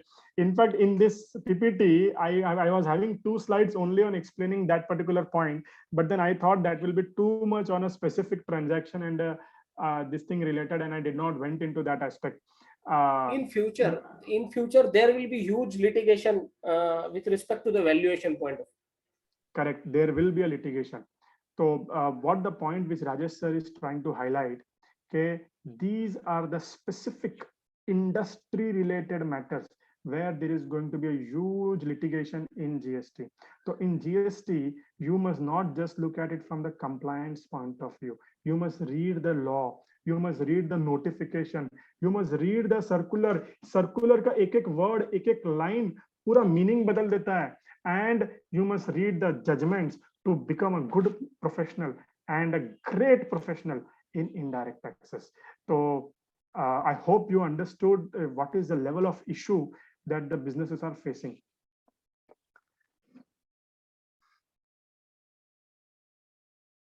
All amounts recovered by incurred by supplier and recovered from the recipient. अगर recipient से कुछ recover करते तो उस पे जिस लगेगा. Any interest, late fee payment, हमने कल की क्लास में देखा था time of supply में interest penalties, all those things also will have a issue of time. It needs to be added in the valuation, and time of supply we thought it's on the receipt basis. Rajesh sir, you can share the circular in the group. I think circular number 47, it is also available on CBIC website as well. Subsidy अगर आपको कोई government से subsidy मिलती है तो उसको valuation में add नहीं करना है, लेकिन अगर आपको प्राइवेट सब्सिडी मिलती है and if the subsidy is linked to the price तो ही ऐड होनी चाहिए. जनरल सब्सिडीज ऐड नहीं होगी. For example, if this mobile phone is there, government says that, not government, let's say if I am getting some subsidy from some NGO, they say that if you open a manufacturing in a North East, then for the same mobile per piece we will give you 1,000 rupees subsidy. If it is linked to a price of the mobile phone, तो वो value, हालांकि आपकी value 9,000 है, because आपको subsidy मिल रही है इसीलिए, तो वो जो जब सब्सिडी अमाउंट है, if it is linked to price, it needs to be added to the valuation. If you cannot arrive at value based on this, then you need to go to the valuation rules, or you need to refer to any notification issued in this regard. This is what this provision is saying. Now let me focus on valuation rules. कुछ important valuation rules है जो हम लोग समझेंगे. Then I will discuss one issue and we will close. Valuation rules में, if the transaction is not wholly in money, for example, let us say जो मैंने बोला price is not the sole consideration. Let us say if I give this mobile phone to somebody and I say instead of mobile phone you give me the refrigerator.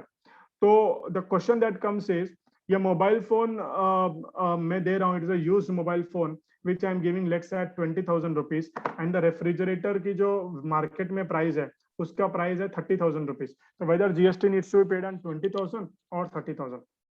So what they have told is that जो आपको cash में मिल रहा है वो तो आप add करने हैं, जो आपको नॉन मॉनेटरी मिल रहा है वो भी आपको ऐड करना होगा. तो monetary and also non monetary.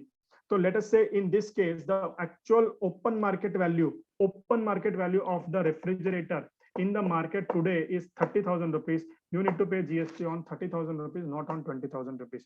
In case of bargain and all those things, it is very very important. Next, अगर समझ लीजिए मोबाइल फोन बेचने के लिए आपको 20,000 का मोबाइल फोन है, and the customer says I will give you 15,000 and balance 5,000 I will give you my service to you. So let us say our customer is some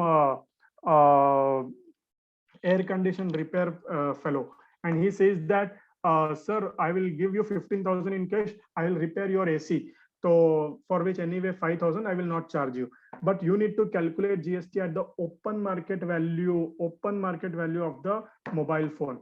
तो it is very very important to know. Sir open market value कैसे निकालेंगे? Open market value government says at the same time, at the similar time or the same time, अगर कोई unrelated party अगर होती थी, आप बेचते थे, तो आप क्या प्राइस लगाते थे? At an arm's length. Arm's length means unrelated party, somebody with whom you are not very close. तो in those cases, what is the general value that you would have charged? That is why it says it should be applied at the open market value. Sir open market value available नहीं है तो क्या करें? Then it says money और money equivalent. Money equivalent जैसे मैंने बोला ना राइट कि 5000 का एसी का उन्होंने रिपेयर किया तो उसका मनी इक्विवेलेंट कितना है? तो 5000 है। तो 15000 जो मनी में मिला और जो मनी इक्विवेलेंट यानी जो एसी की जो सर्विस थी उसकी इक्विवेलेंट मनी में वैल्यू 5000 थी। तो ऐसे आपको ऐड करके वैल्यूएशन करना पड़ेगा। Like kind and quality, sir ये हमको मुश्किल है अराइव करना open market value and money equivalent. और let me tell you need to go in series. Open market value first open market value से ही जाना चाहिए। अगर ओपन मार्केट वैल्यू नहीं मिलती है, यू शुड प्रूव कि ओपन मार्केट वैल्यू नहीं मिल रही है, तो ही तुम नेक्स्ट स्टेप में जा सकते हो। You can not straight away jump to step 3। This sequence is very important. If you prove money equivalent is not possible, then only you should go to the like, kind, and quality. If you prove like, kind, and quality is not available, then only you can go to Rule 30 and Rule 31. That sequence is very important. You directly cannot jump to Rule 30 and Rule 31. Like, kind, and quality means similar product in the industry. Let us say, for example, अभी जो vaccination चल रहा है, let us say for the vaccination Covishield की हमको valuation करना है, तो सिमिलर और उसकी वैल्यूएशन में हम अटक गए कहीं पर। तो what is a like, kind and quality? May be Covaxin or may be Sputnik V or may be Pfizer vaccine. तो these are the similar kind of. Washing machine समझ लो, आपको सैमसंग की वॉशिंग मशीन का अगर like, kind और quality, you can look at LG, you can look at Whirlpool of the similar type. तो these are kind of like, kind and quality of the goods which are similar, not same but similar products. So same sequence is also applicable for related person and distinct person. I will not repeat the entire thing, but उसमें भी यही बोलते हैं कि पहले आपको open market value देखना है, फिर लाइक, काइंड एंड क्वालिटी देखना है। अगर वो भी नहीं होता है तो रूल 30 और रूल 31 में जाना है। रूल 30 और रूल 31 क्या है, that I will explain you separately. In this there are two important things you need to understand. Related party में उन्होंने क्या बोला है कि अगर सामने वाले को इनपुट टैक्स क्रेडिट मिल रहा है, then we will not question your valuation. अभी ये डिपार्टमेंट ने बहुत बड़ा स्टेटमेंट बोल दिया है। In the proviso under rule 28, department says that in case of related party transactions, if the customer is able to take input tax credit, then we will not question your valuation. Which means that कभी कभी मुझे doubts आते हैं, sir department ने बोल दिया कि अगर हम सामने वाला इनपुट टैक्स क्रेडिट लेने के लिए एलिजिबल है तो वैल्यूएशन क्वेश्चन नहीं होगा। तो can I charge at 1 rupee, can I charge at 10 rupees, can I charge at 100 rupees?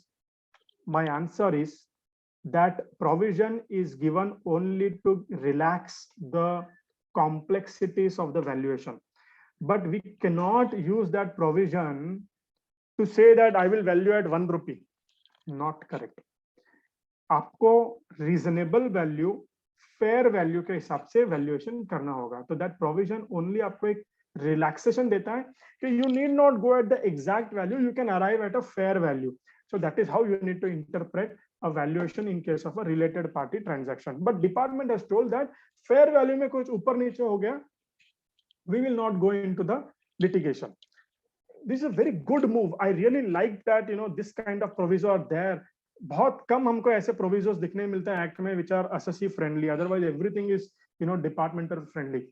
And in case of goods उन्होंने क्या बोला है कि अगर आप 90%, अगर समझ लीजिए इसकी वैल्यू 1000 रुपीज है and if you charge 900, that is fine for us. In case of the trading of goods 90% of what, 90% of that value which your customer is going to sell his customer. Sir वो कैसे पता चलेगा? That is an industry issue. Depending upon the product to product, we need to see. So what they are saying is that in case you are selling any goods to your distinct person or related person, then 90% of the value which your customer is selling to the independent buyer, that we will accept. Case to case, industry to industry, we need to see how do we arrive at 90%. Similarly, principal to agent अगर कोई transaction होता है तो उन्होंने बोला 90% valuation, same steps जो पहले दिए थे, same steps are going to continue even in this case. Now, what is Rule 30?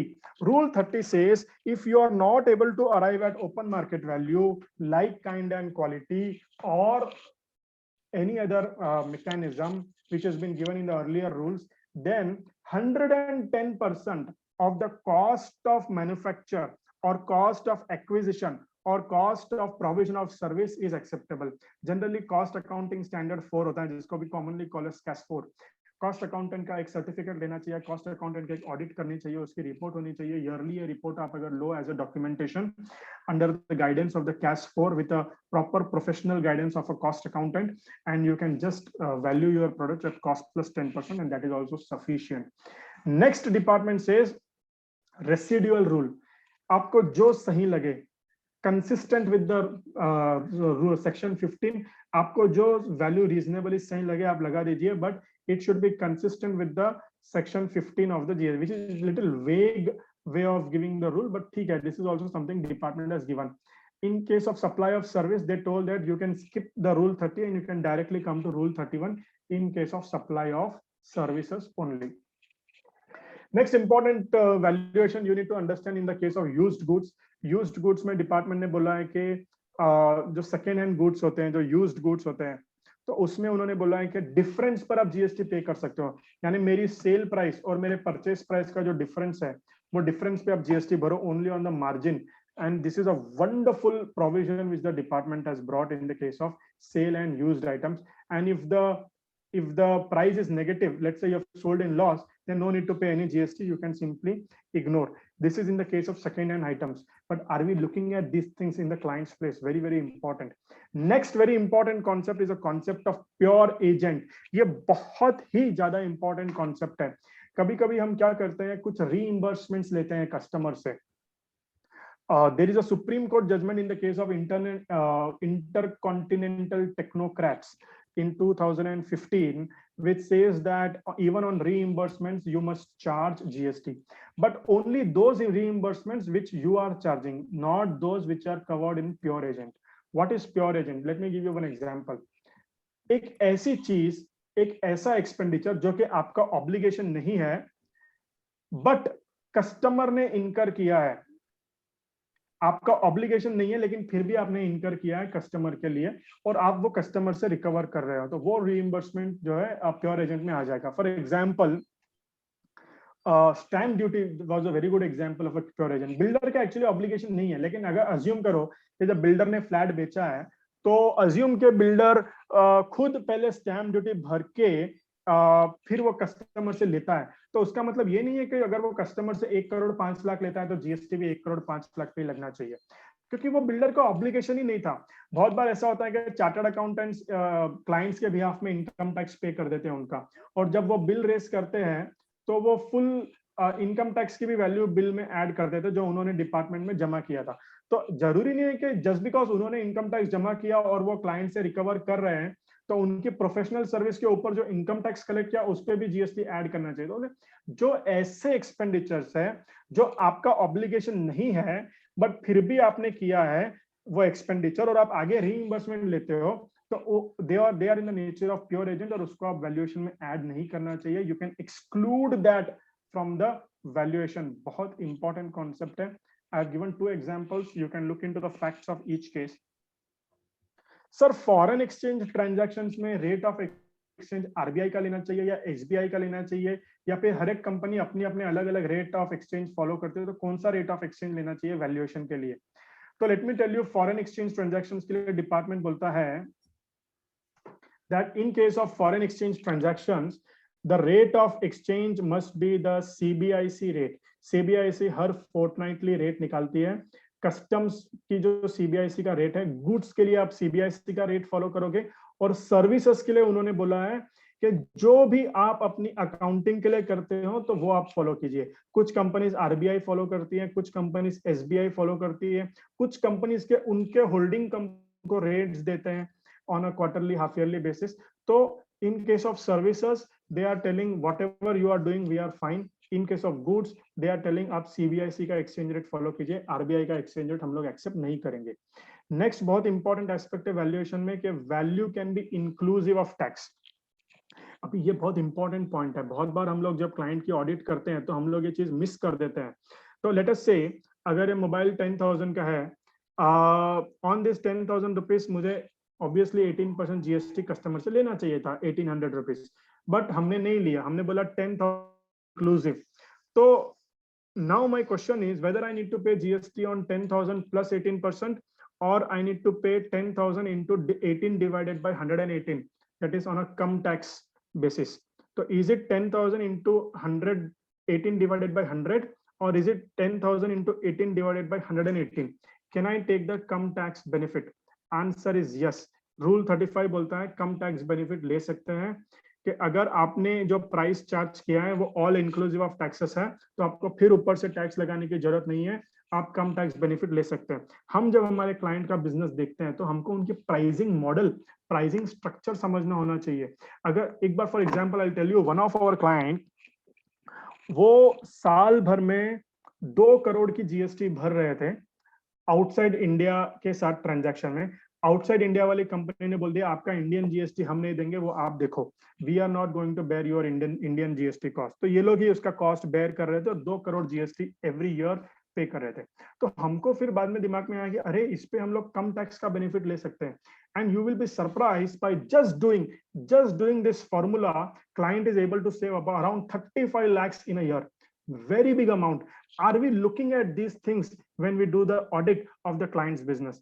एक छोटी एडवाइस का क्लाइंट का काफी पैसा बचा सकती है। तो we need to become a value add based professional, not just a compliance based professional. Very very important. In future everything is going to be the value addition based, not compliance based. So used vehicles I've already covered. In case of vehicles उन्होंने बोला है कि same difference पर आप tax पे कीजिए। उन्होंने rate of tax भी 18% एंड 12% कम कर दिया है for vehicles. I am not going to detail of it. Let me cover one example of incentives and discounts to just give you a flavor of what this how this transaction can change, and then we will close. Let us say that Reliance Fresh is selling dairy milk and the Cadbury's उनको बोलता है कि अगर आप हमारी dairy milk आपके cash counter के पास में रखोगे, अगर आप हमारी डेयरी मिल्क आपके कैश काउंटर के पास में रखोगे और उसके ऐसे 4-5 हमारी डेयरी मिल्क के अगर आप एडवर्टाइजमेंट होर्डिंग्स लगाओगे रिलायंस फ्रेश में, तो हम आपको एक डेयरी मिल्क के पीछे 0.5 पैसा इंसेंटिव देंगे। For every dairy milk, we will give you 0.5 पैसा incentive. Now my question is, जो incentive Reliance को मिल रहा है, is it a service which a Reliance is giving to dairy milk, or is it a discount which dairy milk is giving to Reliance? Is it a service which Reliance is giving to dairy milk, or is it a discount which dairy milk is giving to Reliance? क्या है ये transaction? Department क्या बोल रहा है? Reliance is doing a business promotion service, advertisement service for Dairy Milk, and Reliance must raise a invoice on Dairy Milk, that is Cadbury's, and charge GST on the at the rate of 18%. What Cadbury's say that look, this is not an incentive, ये तो discount है। हम लोग बोल रहे हैं, हालांकि हमने नाम इंसेंटिव दिया है, बट हम लोग तो ये बोल रहे हैं कि अगर आपने हमारा प्रोडक्ट ज्यादा बेचा, हमारा प्रोडक्ट यहाँ पे रखा, कंडीशन है हमारी कि अगर आपने ऐसा ऐसा रखा तो हम आपको इतना डिस्काउंट देंगे हर एक डेयरी मिल्क के पीछे। हालांकि नाम इंसेंटिव है, लेकिन उसको हम अल्टीमेटली तो एज अ डिस्काउंट ही ट्रीट कर रहे हैं। तो ये एक बहुत बड़ा इश्यू है वैल्यूएशन में, weather GST needs to be, what is the difference between consideration of supply and condition of supply. तो ये जो 0.5 पैसा रिलायंस को मिल रहा है, this is not a consideration which Reliance is getting for supplying the advertisement service. This is a condition put by Dairy Milk to give the discount. So there is a difference between consideration of supply and the condition of supply. Hence, जितने भी distributors जो manufacturers के साथ काम करते हैं, काफी अलग अलग टाइप के डिस्काउंट्स होते हैं, trade discount, cash discount, year end discount, corporate loyalty programmes, loyalty coupons, ageing stock move किया तो आपको पुराना स्टॉक बेचा तो ये देंगे। तो इतने सारे जो बाय मोर सेव मोर स्कीम है, 1+1 2+1, तो ये सभी चीजों में बहुत बड़ा वैल्यूएशन का इश्यू है कि इसको डिस्काउंट बोलेंगे या इंसेंटिव बोलेंगे।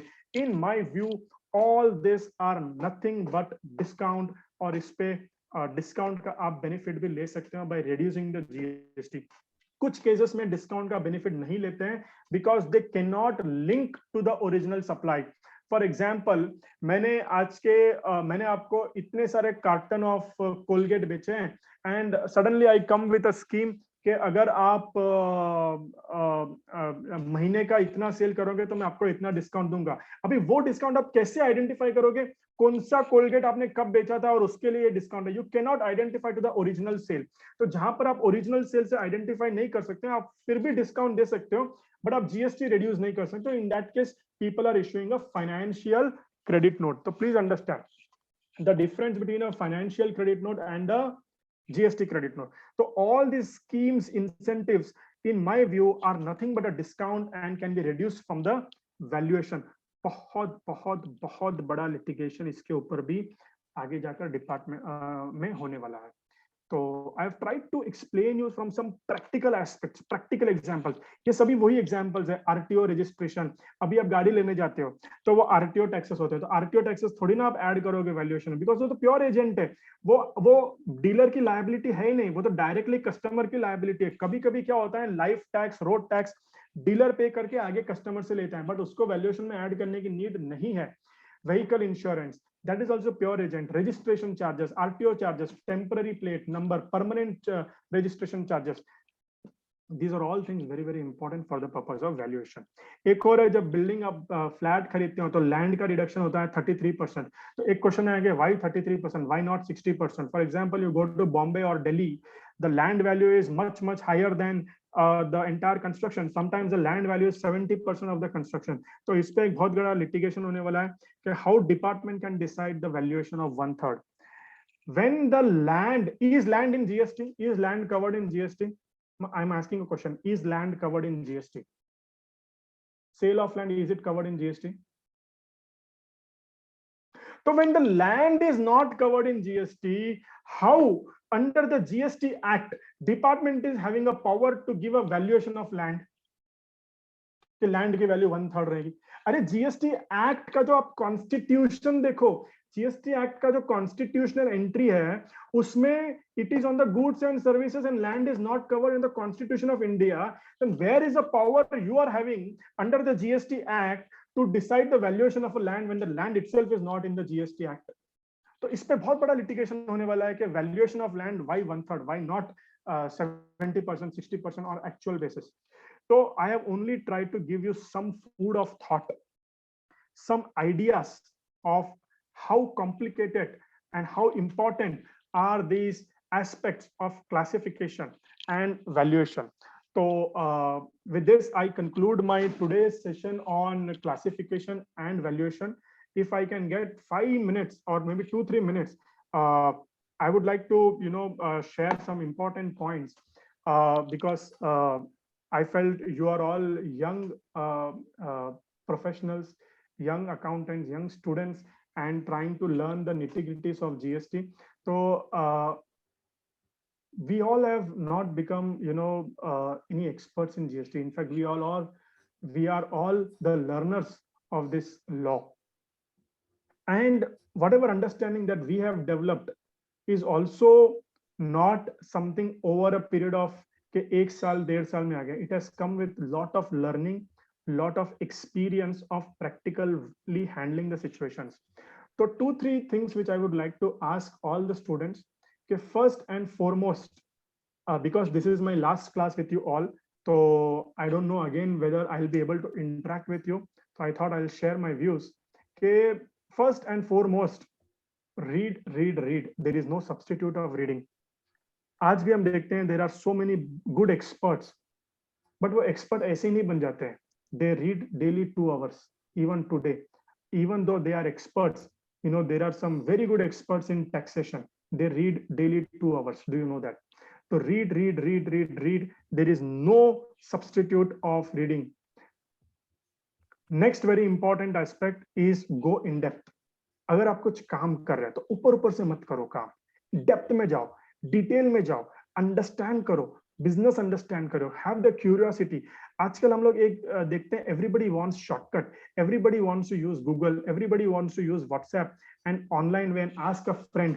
तो fall into those trap. First आप अपने आप से बैठो, ट्राई करो सॉल्व करने का प्रॉब्लम. अगर फिर भी नहीं हो रहा है, बहुत कोशिश करने के बाद भी नहीं हो रहा है, then you can certainly ask. But जो गलती हम लोग करते हैं कि पहले हम पूछ लेते हैं, तो उससे क्या हो गया, जो चीज आप खुद सीख सकते थे आपने वो अवॉइड कर दिया, because somebody is giving you an answer, ready-made answers. So don't straight away ask questions and get answers. First learn by yourself. Go in depth. This is very, very important.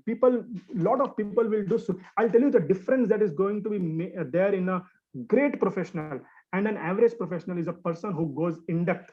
And sincerity, commitment are something which cannot be substituted.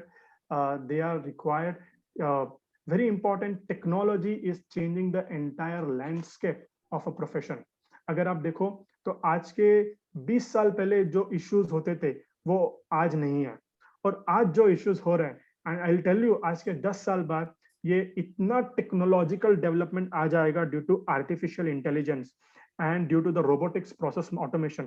तो अगर आप कोई routine काम करोगे, compliance वाला काम करोगे, जहां पर दिमाग का इस्तेमाल नहीं हो रहा है ज्यादा, तो वो सब चीज ऑटोमेट हो जाएगी and you will become redundant.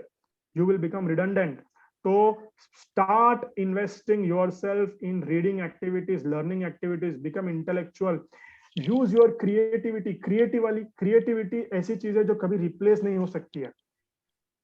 So this is what I thought that you all must note, and I am sure that with continuous and consistent reading, each one of you can become experts in whatever field that you choose in your career. So with this, I would like to conclude my session. I hope all these video recordings would be available on the YouTube channel of Geeta Parivar, which you can access to and take advantage out of. Thank you all for patient listening, and it was my privilege totally to have this honor of addressing all of you under the platform of Geeta Parivar, and a special thanks to Rajesh Bhai for coordinating all these things. He is investing 2 hours daily for this. I must really appreciate and salute you for your commitment, Rajesh sir. So with this, over to you, Rajesh sir, for the closure of this session. Friends, have you enjoyed the 5 sessions we have conducted till date?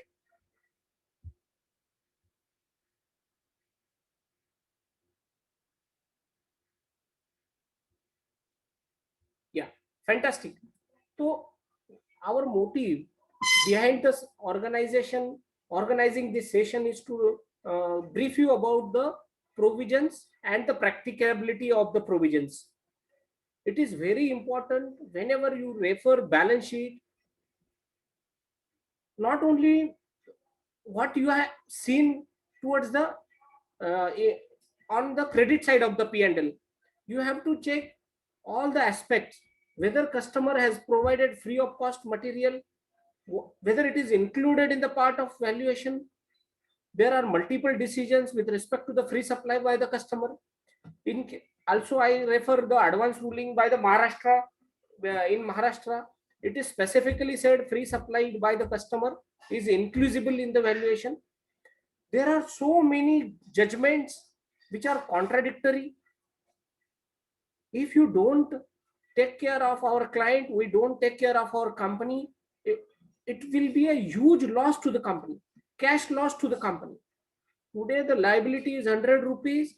Tomorrow we have to deposit that 100 rupees, including interest, penalty, and mind you friends, there will not be input tax credit eligible. That we will look into the tomorrow's session by another faculty. But thanks a lot all of you. I especially thanks Ravi sir for helping me to design this course. Whenever I call Ravi, he always give me positive reply. That's why when we think to start the series with GST, I called Ravi and asked how to design this course, and he has helped me a lot to design, and also given his valuable time to all of you. Thanks to all participants. Thanks to Ravi. And if you have any query or any issue, you can directly WhatsApp me. We will be in touch in the group. Thanks you, sir. Thanks a lot. Thank you, everyone. Bye. Happy learning. Happy learning. Thank you, Rajesh sir. Bye. Thank you.